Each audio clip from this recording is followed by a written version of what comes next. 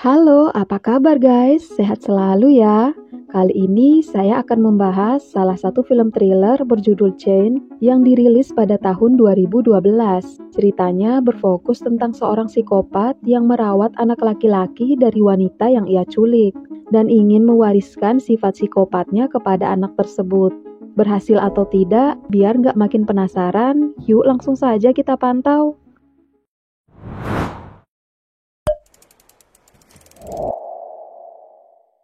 Kisah berawal dari seorang ayah bernama Brett yang ingin mengantarkan istrinya bernama Sarah dan anaknya bernama Tim untuk menonton sebuah film di bioskop terdekat. Saat telah sampai, Brett memberi pesan agar istrinya pulang menggunakan taksi saja, bukan bus karena wilayah tempat tinggalnya yang cukup rawan. Walau sempat menolak karena biaya taksi yang mahal, tetapi saat diberikan uang, Sarah menyetujuinya. Sementara Brett harus segera berangkat kerja hingga larut malam. Beberapa jam kemudian, Sarah menelpon taksi dan segera pulang bersama anaknya. Dalam perjalanan, tampak tidak ada hal yang mencurigakan, sampai si supir melewati jalan yang berbeda dari tempat tinggal mereka. Sarah mulai khawatir dan memintanya untuk segera menepi, tetapi pintu mobil malah dikunci olehnya. Tak berselang lama, si supir menghentikan mobilnya di jalan yang sepi, kemudian menghajar Sarah hingga tak sadarkan diri. Lalu mereka dibawa ke rumah si supir. Sampai di rumahnya, entah apa yang akan ia lakukan. Sarah dan Tim sangat ketakutan. Kemudian Sarah ditarik oleh si supir dan dipisahkan oleh anaknya. Walaupun Sarah sudah tidak berdaya, dia mencoba menenangkan anaknya yang baru berusia 9 tahun dan mengatakan semua akan baik-baik saja sambil ia dibawa ke dalam rumah si supir. Tim yang terkunci di mobil hanya bisa menangis mendengar ibunya yang terus berteriak, sampai-sampai ia kencing di celana. Beberapa saat kemudian, si supir yang bernama Bob itu datang dan menarik paksa Tim untuk masuk ke rumahnya. Tanpa perasaan, Bob mengatakan bahwa ibunya telah tiada dan tidak ada lagi yang bisa melindunginya. Tim sangat sedih mengetahui hal tersebut. Dia terus menangis merindukan ibunya. Kini dia hanya seorang diri bersama psikopat tersebut. Keesokan harinya, Bob mengatakan kepada Tim bahwa dia tidak bisa kemana-mana lagi dan harus tinggal bersamanya. Tim harus mengikuti segala perintah dari Bob tanpa terkecuali. Dia diberi tugas untuk membersihkan rumah serta bekas-bekas pembantaian yang dilakukan psikopat tersebut. Selain itu, dia harus menyiapkan sarapan untuk Bob dan tidak boleh makan tanpa seizinnya. Itu pun hanya boleh makan dari sisa makanan si Bob. Ibu dari Tim bukan satu-satunya wanita yang dibunuh oleh Bob. Banyak wanita yang menjadi korban kekejamannya. Karena dari itu, Tim diberi tugas tambahan untuk mengumpulkan semua identitas para korban, seperti KTP, dompet, serta uang yang tersisa, dan mengumpulkan semua berita orang hilang yang ada di koran sebagai informasi tambahan jumlah korban yang telah ia bunuh. Tim yang tidak berdaya hanya bisa menuruti semua perintah darinya, karena jika tidak, ia pun menjadi korban selanjutnya. Sejak saat itu, Tim mulai dipanggil dengan sebutan Rabbit oleh Bob. Keesokan paginya, saat Bob ingin berangkat kerja, dengan rasa ketakutan, Rabbit memberanikan diri untuk kabur dari rumahnya melalui atap rumah. Tetapi Bob yang sudah membaca gerak-geriknya membiarkan dia berteriak meminta tolong. Namun tidak ada satupun yang mendengarnya. Tentu saja karena rumah Bob menjadi satu-satunya pemukiman yang ada di wilayah tersebut. Sejak saat itu, kaki Rabbit mulai dirantai oleh Bob agar tidak bisa kemana-mana. Bahkan di setiap sudut rumah dipasangkan CCTV untuk mengawasi gerak-gerik yang dilakukan oleh Rabbit. Hampir setiap harinya, Bob selalu menculik seorang wanita untuk memuaskan birahinya yang tidak tersalurkan. Rabbit yang masih kecil pun hanya bisa menangis mendengar jeritan setiap wanita yang diperkosa oleh Bob. Setelah memuaskan birahinya, Bob selalu membunuh wanita tersebut dan menguburnya di ruangan rahasia. Rabbit selalu bertugas untuk membersihkan sisa-sisa kekejamannya. Hal itu terus ia lakukan hingga ia beranjak dewasa. 9 tahun telah berlalu, Rabbit yang sedari kecil tinggal bersama psikopat membuat kondisi mentalnya menjadi kurang baik.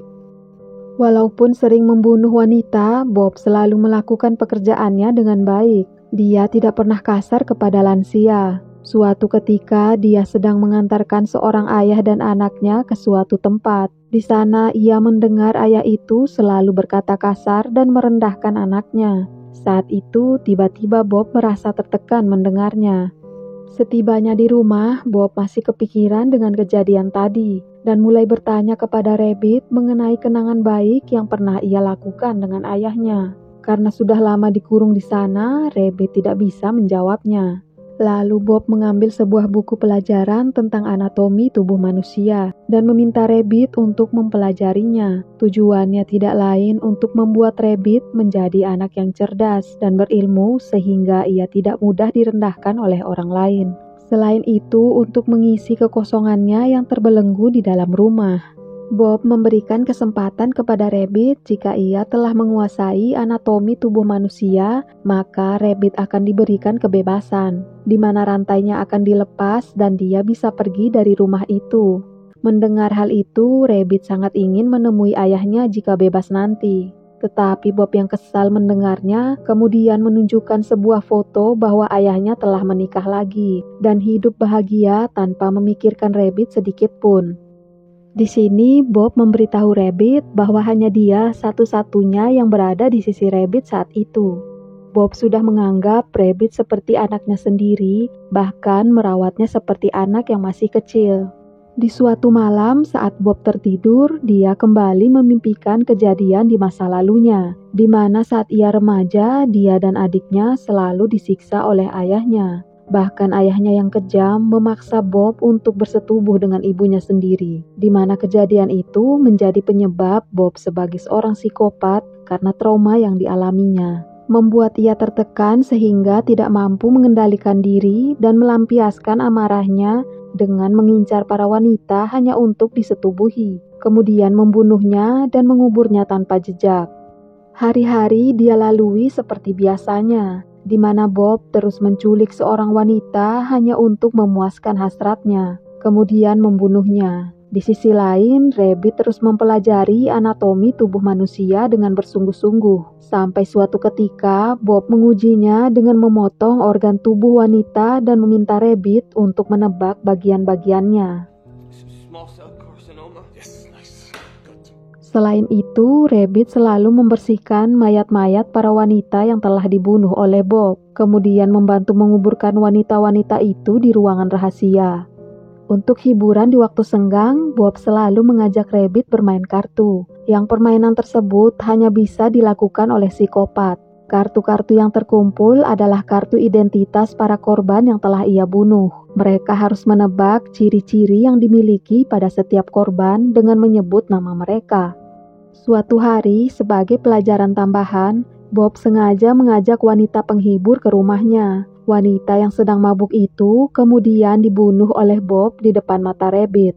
Bob mengiris lehernya hingga tewas. Rabbit diminta untuk menebak bagian yang ia potong, di mana Rabbit menjawab itu adalah arteri karotis, yaitu sepasang pembuluh darah yang mengantarkan darah menuju otak dan kepala.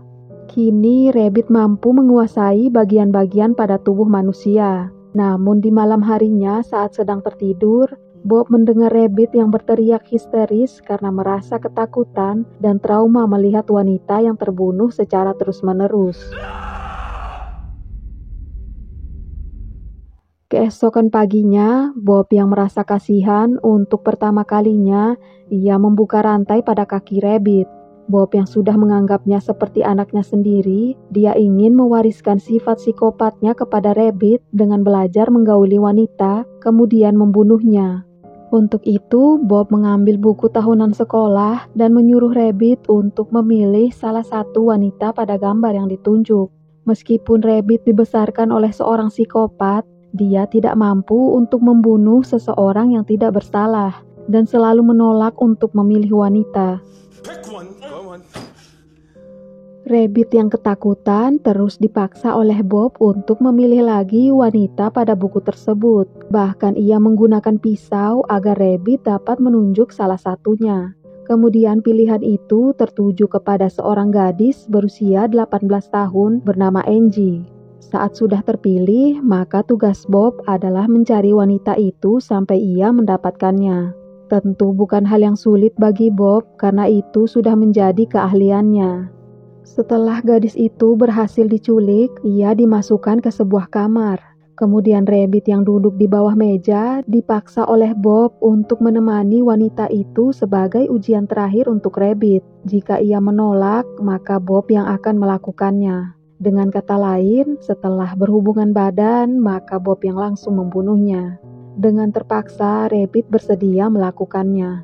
Setelah pintu ditutup, Rabbit yang tidak pernah berkomunikasi dengan lawan jenis hanya bisa duduk di pojokan. Di sana, Rabbit mengungkapkan bahwa ia tidak ingin membunuh Angie karena Angie bukanlah orang yang bersalah. Mengetahui Rabbit juga adalah korban atas kekejaman Bob, Angie menawarkan diri untuk berhubungan dengannya. Tetapi Rabbit menolak karena tentu saja setelah berhubungan badan, Rabbit harus membunuh Angie. Mereka yang ketakutan tidak memiliki pilihan selain mengikuti perkataan Bob. Saat bermesraan, tiba-tiba Bob membuka pintu dan berteriak. Dengan cepat Rabbit langsung menusuk Angie pada bagian perutnya. Lalu Rabbit menyeret jasad Angie menuju ke ruang rahasia untuk dikuburkan. Setelah berhasil lolos dari ujian terakhir, keesokan harinya Bob memberikan setelan jas kepada Rabbit dan mengajaknya berjalan-jalan untuk mengincar wanita lain. Selain itu, Rabbit mendapatkan hadiah berupa kursi yang diletakkan di samping kursi miliknya, menganggap Rabbit seperti anaknya sendiri. Setelah sekian lama, Rabbit menaiki taksi yang digunakan oleh Bob untuk menculik ia dan ibunya. Rabbit masih mengingat teriakan ibunya saat itu. Kemudian mereka berkeliling hingga ke kota. Rabbit disuruh memilih gadis yang ia sukai, tetapi tidak ada satupun yang membuatnya tertarik. Lalu Bob menghentikan mobilnya di pinggir jalan karena mobil polisi melintas di sampingnya, dan menyuruh Rabbit untuk bersembunyi karena Rabbit adalah korban penculikan. Secara tidak sengaja, Bob melihat pantulan cermin yang bertuliskan help pada bodi mobil. Kesal dengan perbuatan Rabbit, Bob segera kembali ke rumahnya karena dia tidak percaya bahwa Rabbit telah membunuh Angie. Ternyata saat Rabbit menusuk Angie, dia tidak benar-benar membunuhnya. Rabbit yang sudah menguasai anatomi tubuh manusia sengaja menusuk pada bagian yang tidak merusak organ dalam tubuh Angie, sehingga dia tetap bisa bertahan. Saat diseret pun, Angie diminta untuk berpura-pura mati. Dan di dalam kubur, Angie diberikan senter serta pisau agar dia bisa kabur selagi mereka berada di luar. Saat telah tiba, Rabbit ditinju hingga pingsan. Lalu Bob langsung menuju ke ruang rahasia. Untungnya Angie memegang pisau dan dengan cepat ia menusuk kaki Bob, membuat Bob kesulitan membunuh Angie terlebih di ruangan yang gelap.